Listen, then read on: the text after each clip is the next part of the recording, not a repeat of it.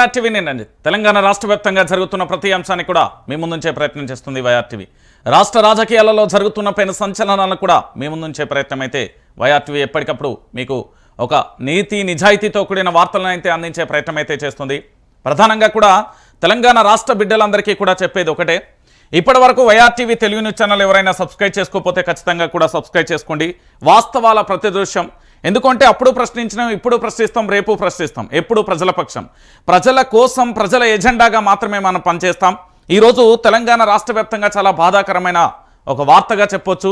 ఎందుకంటే ముఖ్యమంత్రి గారి సొంత నియోజకవర్గం అంటే కొడంగల్ నియోజకవర్గంలోని నిన్నటి వరకు లగచర్ల అనే ఒక సంఘటనకు సంబంధించి రాష్ట్ర వ్యాప్తంగా సంచలనంగా మారింది.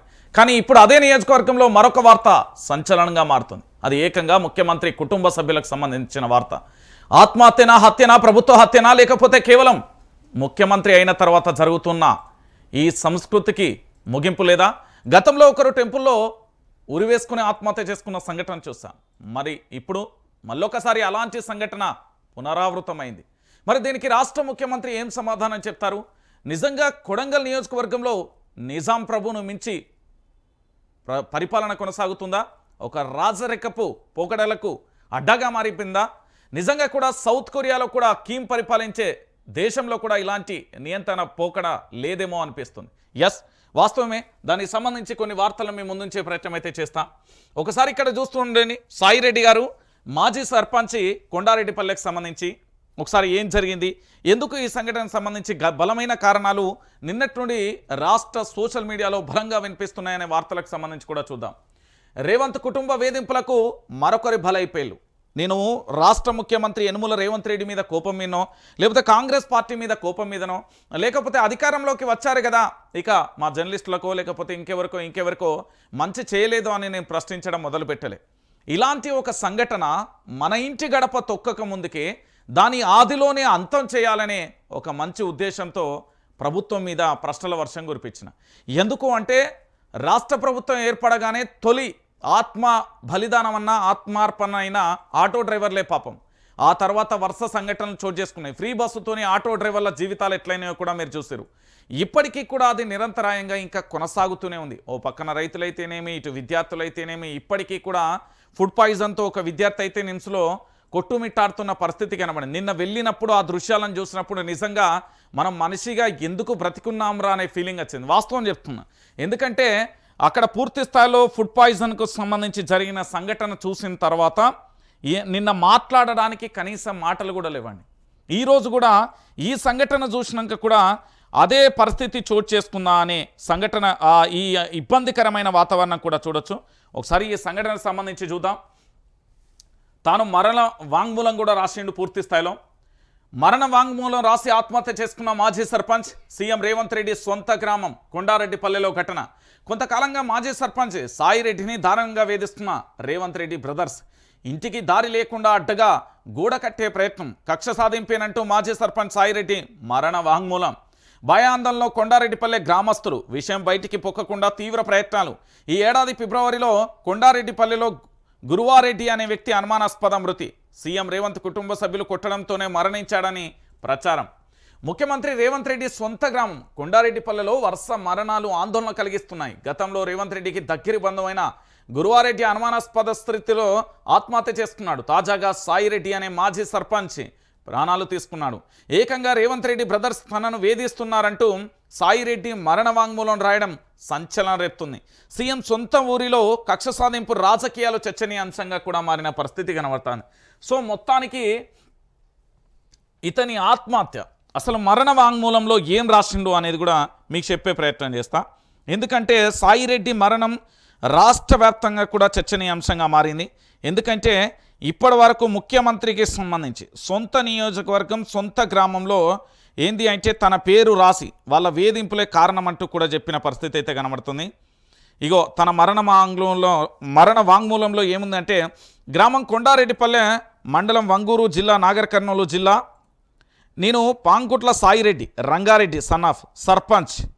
గ్రామంలో నా స్వంత ఇల్లు సుమారు 40 సంవత్సరాల క్రితం నిర్మించుకొని ఇంటి ముంగట దారి కొరకు ఇంటి ముంగట్లో ఉన్న పాడుబడిన బావిని తన సొంత ఖర్చులతో పూడ్చుకున్నాను. ఇంటికి అంటే దాని ఇంటి చుట్టూ అంటే బాత్రూమ్ పక్క నుండి దారి చేసుకుని కొన్నాను. కావున ప్రస్తుతం సీఎం యనుమల రేవంత్ రెడ్డి బ్రదర్స్ నా మీద కక్షగట్టి మరీ నా ఇంటి ముందర పశువుల దాకాన కట్టినారు. వెనుకన నేను ఎలాంటి ఆరోపణలు చేయలేదు.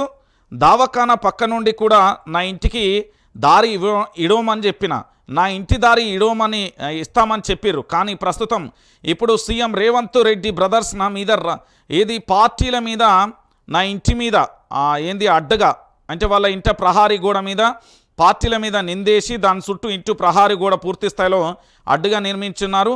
నేను వారిపై కాదు, ప్రస్తుతం నేను దేవుని పార్టీ నాకు ఇలాంటి పరిస్థితి వస్తుందని అనుకోలేదు. ఇంటికి దారి ఉండకపోవడంతో ఉండదు అని అనుకోలేదు, కానీ అలాంటి పరిస్థితి ఏర్పడింది అంటూ కూడా చెప్తున్నాను. దీని సావుకు కారణం అంటూ కూడా రాసిన పరిస్థితి కనబడతాను. పి సాయిరెడ్డి మాజీ సర్పంచ్ కొండారెడ్డిపల్లె. ఇక చెప్పుర్రి, రాష్ట్ర ముఖ్యమంత్రి గారి సొంత కుటుంబ సభ్యులు వేధిస్తున్న తీరు కానీ వారి కుటుంబ సభ్యుల ఆప్షన్ కానీ ఇప్పుడు మీరు గతంలో చాలా వరకు కూడా చూడొచ్చు. రాష్ట్రంలో ఇలాంటి సంఘటనలు చోటు చేసుకోవడానిక మార్పు అనే పేరుతో తెలంగాణ రాష్ట్రంలో కాంగ్రెస్ పార్టీ అనే ఒక దానిని అసలు అధికారంలోకి రాదురా నాయన, అది పూర్తి స్థాయిలో ఇక పాతాళంలోకి వెళ్ళిపోయింది. ఇక భవిష్యత్తులో కాంగ్రెస్ ప్రభుత్వం అనేది కూడా మనం మాట వినం. మరి అలాంటి కాంగ్రెస్ పార్టీని అధికారంలోకి తీసుకురావడాన్ని వచ్చిన తర్వాత ఏ మార్పు అయితే ప్రజలకు చెప్పిల్లో ఆ మార్పు వాళ్ళ కుటుంబ సభ్యుల రూపంలో వాళ్ళను బలి తీసుకోవడం కానీ ఇటు తెలంగాణ ప్రాంత బిడ్డలను బలి తీసుకుంటున్న తీరు కూడా కనబడుతుంది. మరి దీనిపై రాష్ట్ర ముఖ్యమంత్రి ఇప్పటివరకు అయితే స్పందించలే, కానీ విపక్ష బీఆర్ఎస్ పార్టీ అయితే స్పందించింది. వాళ్ళు ఏమన్నారో ఒకసారి చూడండి. సాయిరెడ్డిది హత్యే, సూసైడ్ నోట్ ఆధారంగా దర్యాప్తు చేయాలి. సీఎం కుటుంబ అరాచకాలు తట్టుకోలేక బలవన్మరణం. BRS working president KTR demand. CM సోదరుల అరాచకాలు శృతిమించాయి. చట్టరీత్యా హత్యా నేరం మోపాలన్న హరీష్. పిచ్కపై బ్రహ్మాశ్రమ. రేవంత్ రెడ్డి ఫ్యామిలీ బాధ్యత వహించాలన్న నిరంజన్ రెడ్డి. సీఎం సోదరులు నేర ప్రవృత్తికి నిదర్శనం అంటూ దాసోజు కూడా చెప్పిన పరిస్థితి కనబడుతుంది. అంటే సాయిరెడ్డిది హత్యే, సూసైడ్ నోటు ఆధారంగా చాలా క్లారిటీగా కూడా రాసింది ఆయన రాసిన దానికి సంబంధించి కూడా చూద్దాం ఒకసారి. సీఎం రేవంత్ వల్లే బ్రదర్స్ వల్లే చనిపోతున్నా ఏమని. పాలకుంట్ల సాయిరెడ్డి వయస్సు 85 సంవత్సరాలు, స్వయానా రైతును. అంతా ఆషామాషి మనిషేం కాదు, సుదీర్ఘంగా రాజకీయాలలో నలిగినవాడు. 13 ఏళ్ళు సర్పంచ్గా పనిచేస్తున్నాడు. ఆయన ప్రాణాలు అన్యాయంగా గాలిలో కలిసిపోయాయి. కారణం రేవంత్ ఆయన సోదరులేనని సాయిరెడ్డి స్వయంగా తన సూసైడ్ నోట్లో రాసి చనిపోయాడు. ఏముంది అంటే ముసలితనంలో ప్రశాంతంగా జీవించాల్సిన సాయిరెడ్డి బలవంతంగా ప్రాణాలు తీసుకోవడానికి కారకులు ఎవరు? ముఖ్యమంత్రి స్వగ్రామం కొడంగల్ నియోజకవర్గంలోని కొండారెడ్డిపల్లెలో ఏ అరాచక కాండ రాజ్యమేలుతున్నది. సొంత ఊరివాడన్న ప్రేమ లేదు, తమ కులం వాడేనన్న ఆప్యాయత కూడా లేదు. మాజీ సర్పంచ్ అన్న గౌరవం లేదు, 85 ఏళ్ల ముసలి అన్న దయ లేదు. ఇది రౌడీ రాజ్యమా? ఎవరు ఎదిరిస్తే వాళ్ళను వేధించడమే ఇప్పుడు జరుగుతున్నది. బలహీనులను బాధించే ఈ కిరాతకమేంటి? వృద్ధులను వదలని వికృతమేంటి? అధికారం అండ చూసుకుని అరాచకమైన వికటహాసం చేస్తున్నదా? ఇది తెలంగాణ లేకపోతే ఫ్యాక్షన్ రాజ్యమా? ఒకసారి చూడండి. సీఎం స్వగ్రామంలో మాజీ సర్పంచ్ సూసైడ్. వాళ్ళ బాధ భరించలేక ఆత్మహత్య చేసుకుంటున్నా. దారి ఇస్తామని చెప్పి కక్షతో ఇంటికి అడ్డుగా గోడగట్టిర్రు. సూసైడ్ నోట్లో కొండారెడ్డిపల్లె మాజీ సర్పంచ్ ఆవేదన. పురుగుల మందు తాగి సాయిరెడ్డి మృతి. రేవంత్ రెడ్డి కుటుంబ అరాచకాలపై మాట్లాడినందుకే కక్ష. సాయిరెడ్డికి వేధింపులు 4 రోజులుగా మరింత తీవ్రం. ఉదయమే తన ఇంట్లో ఆత్మహత్యకు సాయిరెడ్డి యత్నం విషయం తెలిసి సూసైడ్ నోట్ లాక్కెళ్లిన పోలీసులు సాయంత్రం కల్వకుర్తిలో సాయిరెడ్డి బలవన్మరణం. వాళ్ళని ఎదిరించి బతకలేం. మృతుడి కుటుంబం సీఎం బ్రదర్స్ చేసిన హత్య రేవంత్దే బాధ్యత. కేటీఆర్ ముఖ్యమంత్రి సోదరుల అరాచకాలకు నిదర్శనం అంటూ కూడా చెప్పిన పరిస్థితి కనబడుతుంది. అసలు ఏం జరిగింది అనేది మీ అందరికీ తెలియదు కదా, నేను క్లారిటీగా చెప్తా. అసలు సాయిరెడ్డి మరణానికి సంబంధించి ముఖ్యమంత్రి సోదరుల అరాచకాలను ప్రశ్నించడమే అతడు చేసిన తప్పైంది. వాళ్ళు చేస్తున్న దాష్టికాలపై ఇతరులతో చర్చించడమే అతడి పాలిట శాపమైంది. ఓ యూట్యూబ్ ఛానల్కి ఇచ్చిన ఇంటర్వ్యూలో తమ ఆగడాలను బయటపెట్టాడన్న కక్షతో రేవంత్ బ్రదర్స్ సాగించిన వేధింపులకు ఓ నిండు ప్రాణం బలైంది. సొంత ఇంటికి వెళ్లే దారిని కూడా మూసి తన వైపు యనుమల సోదరులు నిందవేస్తారన్న మనస్తాపంతో ఓ మాజీ సర్పంచ్ ఆత్మహత్య చేసుకోవడం రాష్ట్ర వ్యాప్తంగా కూడా సంచలనంగా మారిపోయింది. అంటే ఇక్కడ పూర్తి స్థాయిలో కూడా మీరు చూడుర్రి, ఈరోజు సాయిరెడ్డి, రేపు ఇంకొకరు తెలంగాణ ప్రాంత బిడ్డలారా మేల్కోపోతే అంతే సంగతి. ఇక నాగర్ కర్నూలు జిల్లా వంగూరు మండలంలోని సీఎం సొంతూరు కొండారెడ్డిపల్లెకు చెందిన కాంగ్రెస్ సీనియర్ నేత మాజీ సర్పంచ్ సాయిరెడ్డి కల్వకుర్తిలో శుక్రవారం సాయంత్రం పురుగుల మందు తాగి ఆత్మహత్య చేసుకున్నాడు. సీఎం రేవంత్ బ్రదర్స్ వల్లే, వేధింపుల వల్లే తాను ఆత్మహత్య చేసుకుంటానని లేఖ రాశారు. ఇక ముఖ్యమంత్రి నియోజకవర్గంలో లగచర్ల ఘటన నుంచి ప్రజలు తేరుకోక ముందుకే ఇప్పుడు స్వయంగా ముఖ్యమంత్రి గారి స్వగ్రామం సీఎం సోదరుల వేధింపులకు మాజీ సర్పంచ్ బలవన్మరణానికి పాల్పడడం కలకలం రేపింది.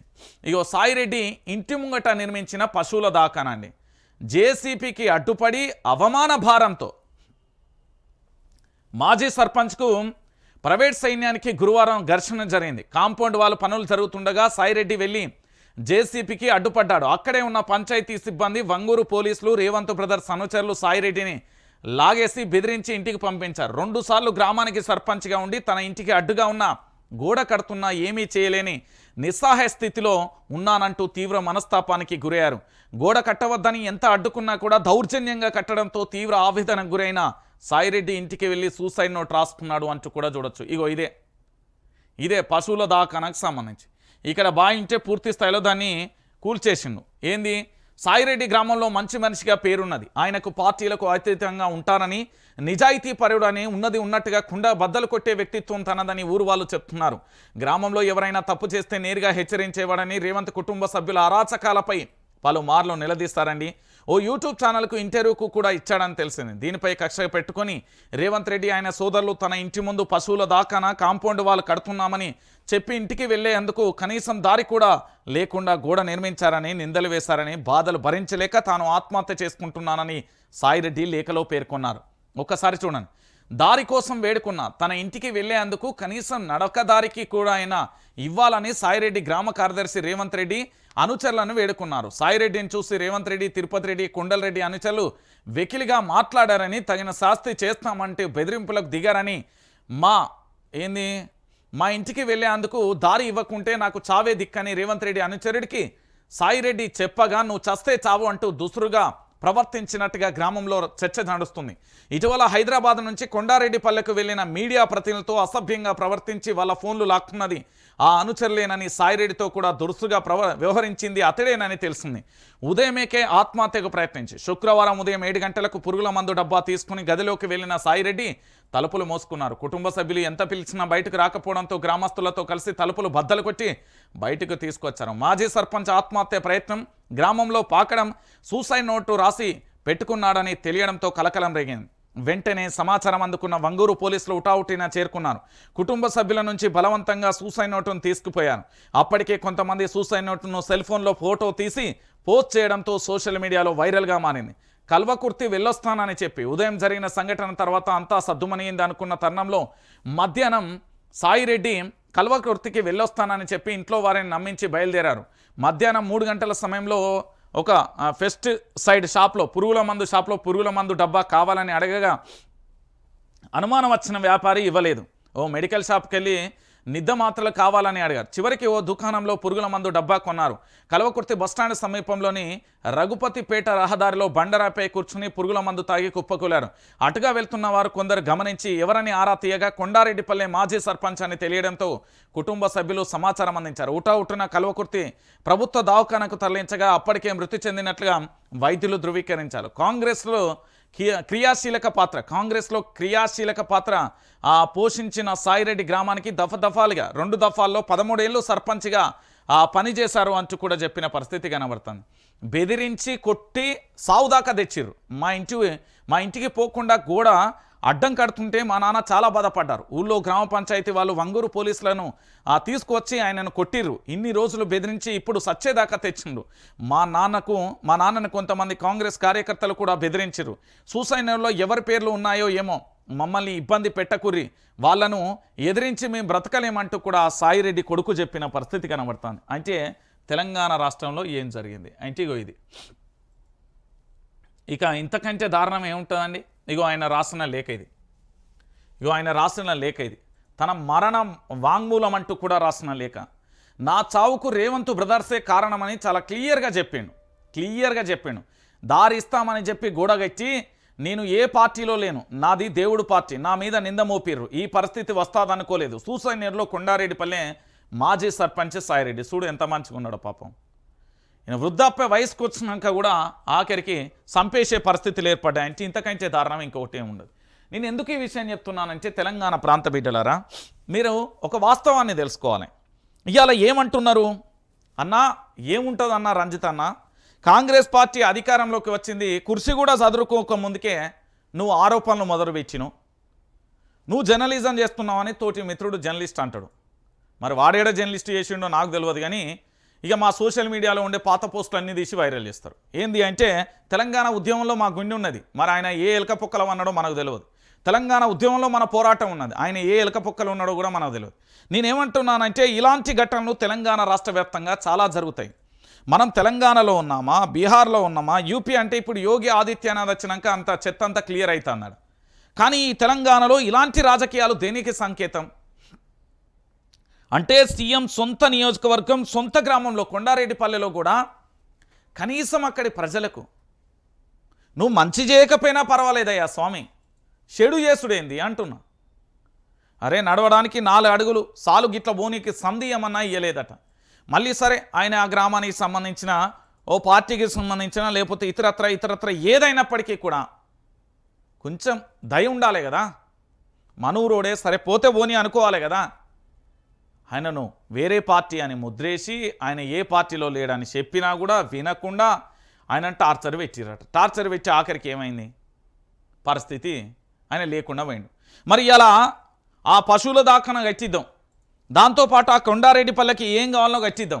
మరి ఈయన పానాన్ని తీసుకొస్తాడా? ఇప్పుడు వాళ్ళ బ్రదర్సే అని చెప్పిండు కదా బాహాటంగానే, ఇంకేముంటుంది. ఇవాళ కొండారెడ్డిపల్లె, రేపు ఇంకో ఊరు, ఇక గిదేనా రాజకీయాలు. మరి వీళ్ళిద్దరి మీద ఏం చర్యలు తీసుకుంటారు? అక్కడ ఉన్న పోలీసు వ్యవస్థ ఏం ఎఫ్ఐఆర్లు నమోదు చేస్తుంది, ఏం కేసులు నమోదు చేస్తుంది? వాళ్ళని అరెస్టు చేస్తారా? ఆరోపణలు వచ్చినాయి లేఖలో రాసిండు అనేది. ఇప్పుడు వేరేటోళ్ళు ఎవరైనా లేఖలలో ఇంతంత రాస్తే ఇక ఘోరంగా ఉంటుంది కదా సినిమా. మరి వీళ్ళ విషయంలో ఏమైంది అంటున్నా, వీళ్ళ విషయంలో ఏమైంది?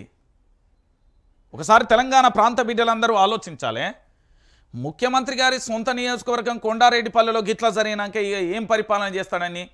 మొన్న వరంగల్లో విజయోత్సవ సభ అని ఓ సభ జరిగింది.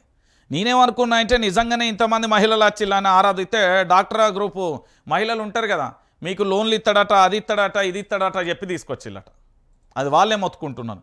ఇక ఇంకొక విషయం ఏంటంటే సొంత గ్రామానికే మంచి చేయనోడు తెలంగాణ రాష్ట్రానికి ఏం చేస్తాడు? కన్న తల్లికే బో పెట్టనోడు పిన్న తల్లికి గాజులు చీరలు కొనిచ్చాడట. ఇక నమ్ముతామా మనం? ముఖ్యమంత్రి గారి సొంత నియోజకవర్గం, సొంత గ్రామంలోనే మంచి చేయలేదయ్యా స్వామి. ఇక తెలంగాణ రాష్ట్రానికి మొత్తం బంగారు పల్లెలు తీసుకొచ్చేమన్నా విజయిస్తాడైంది. కనీసం 80 ఏళ్ళ వృద్ధుడు, కనికరం లేకుండా వాయ 80 ఏళ్ళ వృద్ధుడు మాజీ సర్పంచ్ 13 ఏళ్ల పాటు గ్రామ సర్పంచ్గా పనిచేసాడు. ఆయనని ఇక ఎట్లా టార్చర్ పెట్టాలనో అట్లా పెట్టిల్లట. అరే ముఖ్యమంత్రి గారికి మొన్నటికి మొన్న లగచెర్ల అనే గ్రామం ఇప్పటికీ తేరుకుంటలేదు. అది నన్ను అడిగితే సముద్రంలో ఒక కుటుంబ సభ్యుల ఆ గ్రామం మొత్తం మునిగి అది తేరుకోవడానికి ఎంత విషాద సంఘటనలు అవుతుందో ఇప్పుడు లగచెర్ల ఘటన కూడా అట్లనే ఉన్నది. ఒకడు వచ్చేమో అసలు పోలీసు వాళ్ళు కొట్టలే అంటారు. ఆ కొచ్చిన వాళ్ళని తీసుకొచ్చి వీని దాన్ని ఇవ్వాలన్నా వాని దాన్ని ఇవ్వాలనో తెలియదు. మరి కొచ్చిన బాడక ఇవ్వడం అని అడిగితే కూడా సమాధానం లేదు. అరే లగచెర్ల గ్రామం ఘటన మడవ ముందుకే ఈ కొండారెడ్డిపల్లె సంఘటన. పరిపాలన చేయనీకి వస్తున్నారా, ప్రాణాలు తీయనీకి వస్తున్నారా, మార్పు పేరుతో ఎవల జీవితాలను నాగం చేద్దాం అనుకుంటున్నారు వీళ్ళు? అయ్యా తెలంగాణ రాష్ట్ర ముఖ్యమంత్రి యనుమల రేవంత్ రెడ్డి గారు, మీరు మంచి చేయకపోయినా పర్వాలేదు కానీ చెడు చేయకూర్రి. నేనే చెప్తున్నా, మీరు మంచి చేయక బుద్ధి కాకపోతే చేయకూర్రి. సరే మేము ఓటేసిన పాపానికి 4 ఏళ్ళు మిమ్మల్ని భరిస్తాం, కానీ ప్రాణాలు తీసుడేంది? ఏ రాజ్యాంగంలో ఉందయ్యా? మనిషి మానవత్వం, జాలి, కరుణ, దయ అనేది ఒకటి ఉంటుంది కదా మనిషిగా పుట్టినందుకు.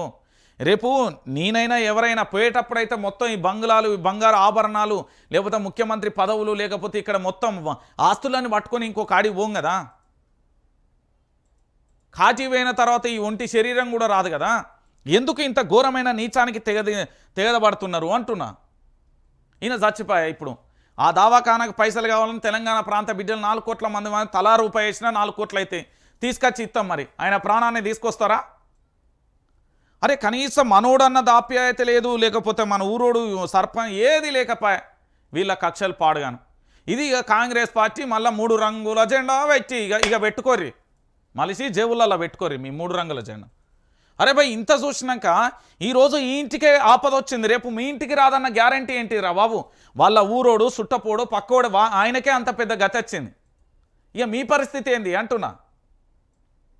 నేను తెలంగాణ కాంగ్రెస్ పార్టీ కార్యకర్తలందరికీ ఒక హెచ్చరిక, మీరు ఇంటికి పోతే మీ ఇంటికాడ గిన్నెలు ఒల్లిపెట్టద్దు, మీ ఇంటికి పోతే మీ ఇంటికాడ పిల్లల ఆకలితో నేడవద్దు, మీ జీవితాలు మీరు బతుకుర్రి. ఈ రాజకీయ నాయకులు మీకు ఏం పెట్టారు నేను చెప్తున్నా కదా, ఎవడో వారి స్వార్థపూరితాల కోసం అక్కడ భూములను కబ్జా చేసో లేకపోతే అవి కబ్జా చేసో ఇవి కబ్జా చేసో పనిచేస్తాడు తప్ప వేరే రకమైనది ఏది ఉండరు.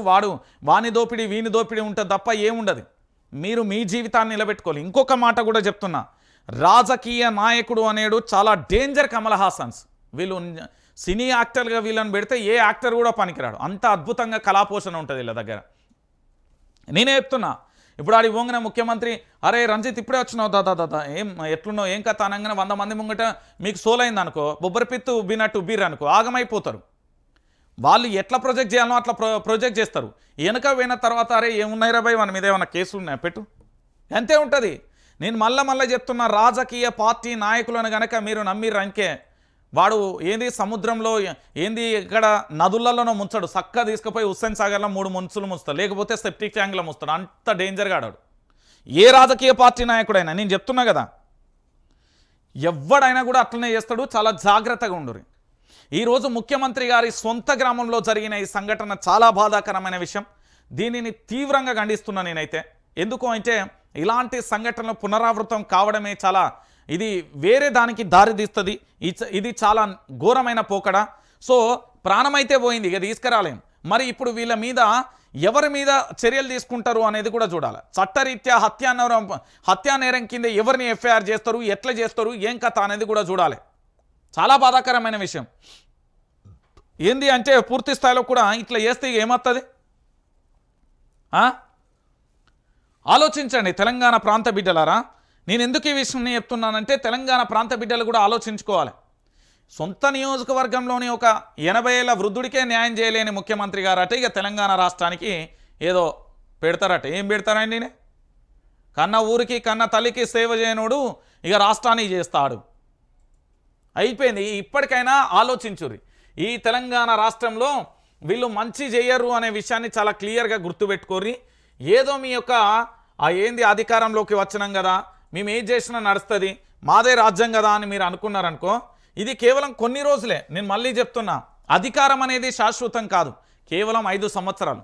అందులో 1 సంవత్సరం అయిపోయింది అంటే ఇంకొక 4 సంవత్సరాలనే. 4 సంవత్సరాలలో ఒకటి ఎన్నికల కోడ్ అంటే ఇంకా 3 సంవత్సరాలు ఉంటాయి. తర్వాత మళ్ళీ ప్రభుత్వం మారుతుంది. 100కు 1000% మళ్ళీ కాంగ్రెస్ పార్టీ అనే దానిని తెలంగాణ దరిదాపులో లేకుండా చేయడమే పని. నేను చెప్తున్నా కదా, ఇక గిట్ల చేసినాక గింత నీతిగా గింత ఘోరంగా పోయినాక ఇంకేం పాడుపడుతుంది తెలంగాణలో? తెలంగాణ ప్రాంత బిడ్డలారా దయచేసి ఆలోచించండి. రైట్, ఇక మరో వార్తకు వెళ్దాం. తెలంగాణ భవన్లో శుక్రవారం మీడియాతో మాట్లాడుతున్న బీఆర్ఎస్ వర్కింగ్ ప్రెసిడెంట్ కె తారక రామారావు చిత్రంలో శాసన మండలిలో ప్రతిపక్ష నేత మధుసూదనాచారి, మంత్రి జగదీష్ రెడ్డి అంటూ కూడా చూడొచ్చు. దొంగతో దోస్తానా చేస్తాడు, దొంగతోనే కదా మనోడు చేసేది దోస్తానా, మంచోళ్ళతో చేసిండు అయింది. గజ దొంగ అంటూనే ఆదానికి రేవంత్ రెడ్ కార్పెట్ కాదన్న ఏ కార్పెట్ అయినా వాడతాడు ఆయన కోసం. కేటీఆర్ 12,400 కోట్ల ఒప్పందాలలో ఎవరి వాటా ఎంత? కేసీఆర్ 10 ఏళ్లలో సృష్టించిన తెలంగాణ సంపదను క్రోనీ క్యాపిటలిస్టులు దోచుకునేలా జట్టు కడతారా? రేవంత్ సర్కార్ ఆదానితో ఒప్పందాలు రద్దు చేసుకోవాలి. ఆదాని దోస్తు రేవంత్పై రాహుల్ గాంధీ చర్యలు తీసుకోవాలి. తెలంగాణలో ఆదాని పెట్టుబడులపై బీజేపీ వైఖరేంచి? BRS working president KTR demand. తెలంగాణలో ఆదాని వ్యాపార విస్తరణ జరుగుతుంటే కాంగ్రెస్ హైకమాండ్కు తెలియదా? చిన్న కార్పొరేషన్ పదవికి కూడా ఢిల్లీ పర్మిషన్ కావాలి. మరి అలాంటిది ఆదానితో ఒప్పందాలకు అధిష్టానం పర్మిషన్ లేదని భావించాలా? రోజు ఆదానిని విమర్శించే రాహుల్ గాంధీ ఈ ఒప్పందాలకు మద్దతు ఇస్తారా లేదా చెప్పాలి. అయితే ఇంకొక విషయం కూడా ఉన్నది. ఇక్కడ మీరు ఇక్కడితోనే ఆగిపోకుర్రి తెలంగాణ ప్రాంత బిడ్డలారా. ఇగో ఇక్కడ మరొక విషయాన్ని కూడా మీరు చూడాలి. చాలా జోక్ ఉంటుంది ఇది వార్త. ఎందుకంటే కాంగ్రెస్ పార్టీ ఒక్కసారి మీరు అందరూ కూడా ఆలోచించుకోవాలి.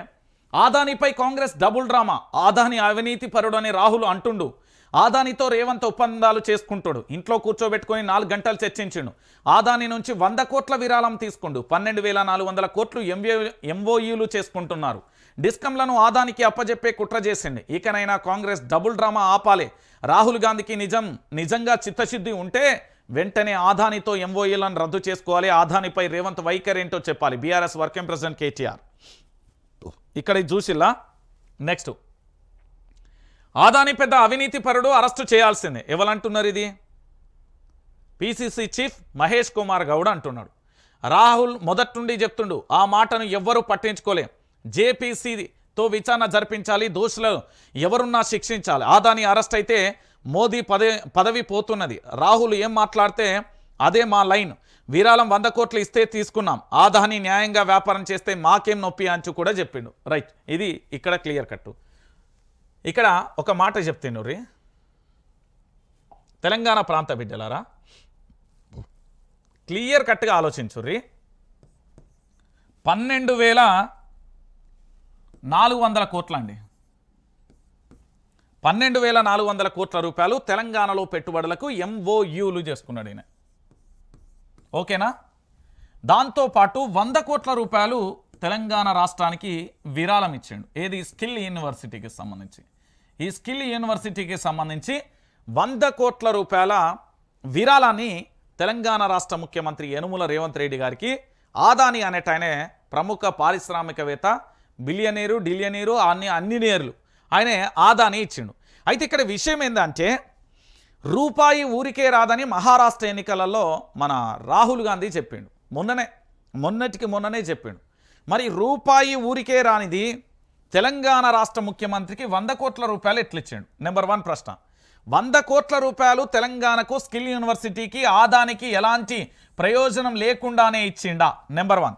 రెండోది, 12,400 కోట్ల రూపాయల పెట్టుబడులు తెలంగాణలో ఎంఓయూలు చేసుకుంటే రాహుల్ గాంధీ దీని మీద ఎందుకు మౌనం లేరు? నెంబర్ 3, రామన్నపేట అనే ఒక విలేజ్ నల్గొండకు సంబంధించి అక్కడ అంబుజా సిమెంట్ ఫ్యాక్టరీకి సంబంధించి ఏర్పాట్లు జరుగుతున్నాయి. దాదాపుగా 20 గ్రామాల ప్రజల జీవితాలతోని చెలగాటమాడుతున్నారు. దాని గురించి ఎందుకు మాట్లాడట్లేదు? సో ఈ 3 విషయాలను మాట్లాడకుండా మన మహేష్ అన్న పెద్ద జోక్ చేసిండు. విరాళం ఇస్తే 100 కోట్లు తీసుకుంటాం, క్లియరా? రాజీనామా చేయంటాం, చేస్తారా? విరాళం ఇస్తే తీసుకున్నారు, ఓకేనా? రాజీనామా చేయంటే చేస్తారా? లేదు, అదే 100 కోట్లను తీసుకొచ్చి మళ్ళీ వేరే కాడ పెట్టమని చెప్తాం, చేస్తారా? రామన్నపేటలో అంబుజా సిమెంట్ను ఆపాలి అని చెప్తాం, ఆపుతారా? ఇక్కడ డ్రామా ఏంది అంటే, ఇక్కడ పూర్తి స్థాయిలో పిసిసి చీఫ్ మహేష్ కుమార్ గౌడ్కు సంబంధించి ఒక చిన్న విషయం తెలియదు. ఏంది అంటే, 100 కోట్ల రూపాయలని విరాళంగా ఎత్తి తీసుకున్నా అని చెప్తున్నారు. తప్పు చేసినోడు ఎవడైనా తప్పే కదా. అంటే తెలంగాణ ప్రాంత బిడ్డలందరూ కూడా తెలుసుకోవాలి కదా. ఈ 100 కోట్ల రూపాయలకు సంబంధించి పూర్తి స్థాయిలో తీసుకున్నప్పుడు కాంగ్రెస్ పార్టీకి సంబంధించి మరి ఎంఓయూ చేసుకున్నందుకు రేవంత్ రెడ్డి దొంగ అవుతాడు. రామన్నపేటకు సంబంధించి మహేష్ గౌడ్కు తెలియని విషయం ఏంటంటే, రామన్నపేటలో సిమెంట్ ఫ్యాక్టరీ గురించి ఇదే కాంగ్రెస్ పార్టీ ఎంపీకి సంబంధించి ఇదే ఎంపీ లోక్సభ స్పీకర్కు లేఖ రాస్తే దాన్ని జాతీయ పత్రికలలో హైలైట్ చేస్తే ఆ భయంతో ఆదాని పరుగులు పెట్టి రేవంత్ రెడ్డి ఇంటికి వచ్చి 4 గంటలు కూకొని పూర్తి స్థాయిలో మాట్లాడి 100 కోట్ల రూపాయలు విరాళం ఇచ్చిపోయిండు. ముఖ్యానికి ఏమి ఇయ్యలే. ఒక స్వార్థం ఉంది. రామన్నపేటలో తన యొక్క సిమెంట్ ఫ్యాక్టరీకి లైన్ క్లియర్ అయిపోయింది. అది తెలుసుకోర్రి. 100 కోట్లేం పుక్యానికే తీసుకోలేమేవాడు. అంటే ఇక్కడ ఏంది అంటే, ఆదానితో పాటు రేవంత్ రెడ్డిని కూడా అరెస్ట్ చేయాల్సిన పరిస్థితి ఉంటుంది. ఎందుకంటే 100 కోట్ల రూపాయల విరాళం ఎట్లా తీసుకుంటాడో ఒక అవినీతి పరుడు ఆరోపణలు వచ్చిన వ్యక్తితోని ఎట్లా తీసుకుంటారండి? ఇక్కడ చూడుర్రి. ఆదాని కహాని వెనుక భారీ కుట్ర, సోలార్ స్కామ్లో కొత్త కోణం వెలుగులోకి. గత నెలలో ఆదానిపై అరెస్ట్ వారెంట్ రెడీ. జారీ కాకుండా కుట్రలకు తెరలేపింది ఎవరు? FBI విచారణ అడ్డుకోవాలనే పావులా? జార్ఖండ్, మహారాష్ట్ర పోలింగ్ తర్వాతే ప్రకటన. లంచాల స్కెచ్ను అమలు చేసిన సాగర్ ఆదాని వాట్సాప్ చాట్లను బట్టి పోలీసుల ధృవీకరణ. నిరుడు మార్చిలో సాగర్ ఆదాని ఎలక్ట్రికల్ డివైజ్లను సీజ్ చేసిన FBI ప్రత్యేక ఏజెంట్లు. విషయం బయటికి రాకుండా జాగ్రత్తలు. ఏంది? పోటీ లేకుండా కాంట్రాక్టులను దక్కించుకోవాలని అధిక ధరలకు సౌర విద్యుత్ కొనుగోలు చేసేలా పలు రాష్ట్రాలలోని ఉన్నత అధికారులకు భారీ లంచాలను ఆఫర్ చేసిన ఆదాని సోలార్ స్కామ్ కేసులో కొత్త కోణం వెలుగులోకి వచ్చింది. గత నెల 31నే గౌతమ్ అదానీపై అరెస్టు వారెంట్ రెడీ అయినా అది జారీ మాత్రం కాలేదు. కేసు విషయాలు బయటకు పొక్కనే లేదు. కేసు గురించి బయటి ప్రపంచానికి తెలియకుండా చేసింది ఎవరనేది ఇప్పుడు $1 మిలియన్ ప్రశ్నగా మారింది. లంచాలకు స్కెచ్ ఎలా జరిగిందన్న విషయం బయటికి వచ్చింది. మరోవైపు ఈ కేసు విషయంపై కేంద్రం విచారణ జరపాలని అదానీ గ్రూప్తో సౌర విద్యుత్ ఒప్పందాలు చేసుకున్న రాష్ట్రాల నేతలు కోరారు. తాము అదానీ గ్రూప్తో ఎలాంటి ఒప్పందాలు చేసుకోలేదని తెలిపారు. అదానీపై అమెరికాలో కేసు నమోదైనందువలన ఈ విషయంలో జోక్యం చేసుకోరాదని కేంద్ర ప్రభుత్వం భావిస్తున్నట్టుగా విశ్వసనీయ వర్గాల సమాచారం. మన దొంగ ఆల్రెడీ ఎప్పుడో దొరికింది కానీ దాన్ని బయటికి రాకుండా ఆపిరు అంతే. ఆల్రెడీ పెద్ద మనిషి దొరికిండు. ఇప్పుడు సినిమాలలో ఉంటుందండి పూర్తి స్థాయిలో. ఏంది అంటే వన్ మ్యాన్ షో, మొత్తం వన్ మ్యాన్ షో. నేను కాంట్రాక్ట్ టెండర్ వేసిన, నాకెవడు ఎదురు రావద్దు, ఎదురు వస్తే కొంటా లేకపోతే మిగతా అది ఏదైనా చేసేస్తా అనే కోణం ఎట్లుంటుందో రియల్ లైఫ్లో మన సార్ కూడా అట్లనే చేసిండు అదానీ సార్. మళ్ళీ ఈయన 100 కోట్ల విరాళం ఇచ్చిండట. ఈయన మనం నమ్మాలి. ఇక మేము తెలంగాణ ప్రజలు ఏమన్నా ఎరిపుష్పాలు అనుకుంటున్నావా? ఇది చైతన్యవంతమైన గడ్డ. 100 కోట్ల రూపాయలను ఊరికే ఇయ్యలే. నీ Ambuja cement Ramannapet line clear చేసుకున్నా అనే విషయాన్ని 10 లంచం కింద ఇచ్చినావు అని చెప్పు. మళ్ళీ విరాళం అనేది దానికి ఒక ట్యాగ్ లైన్ వేసేసి ముచ్చడే చెప్తున్నారు వీళ్ళు. ఇగో ఫిరాయింపు ఎమ్మెల్యేల అనర్హత తేల్చండి, నిర్ణయం తీసుకోవాలని స్పీకర్కు స్పష్టం చేసిన రాష్ట్ర హైకోర్టు.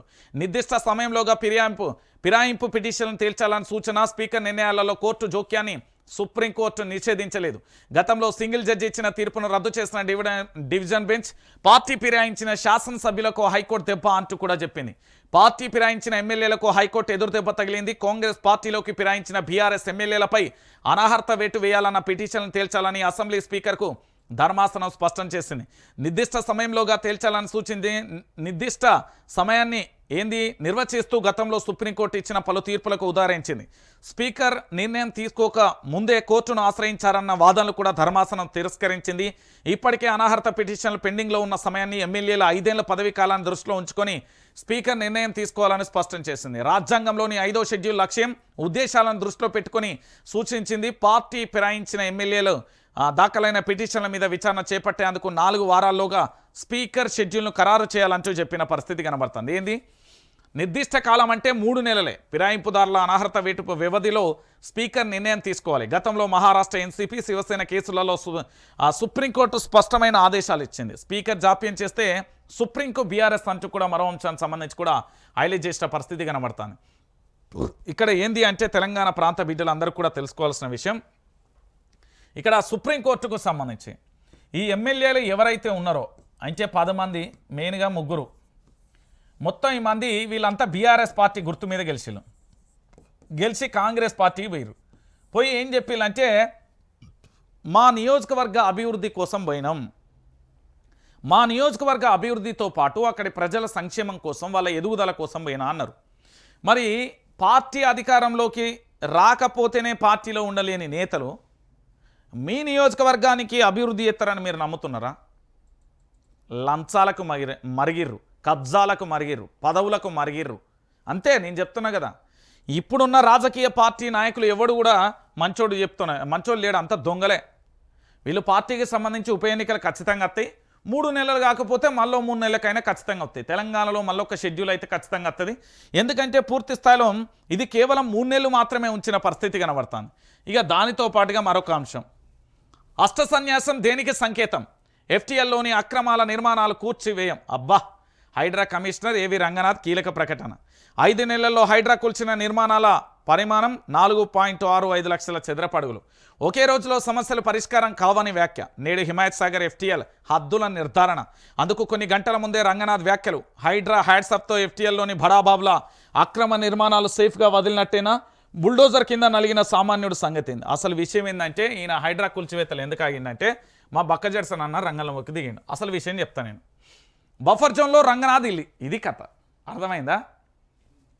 కాదని హైడ్రా చైర్మన్ నిరూపించుకోవాలి. పెద్ద చెరువును మింగేసిన కృష్ణాకాంత్ పార్కు హెచ్ఎండిఏ లేఅవుట్లలో కనిపించని చెరువు.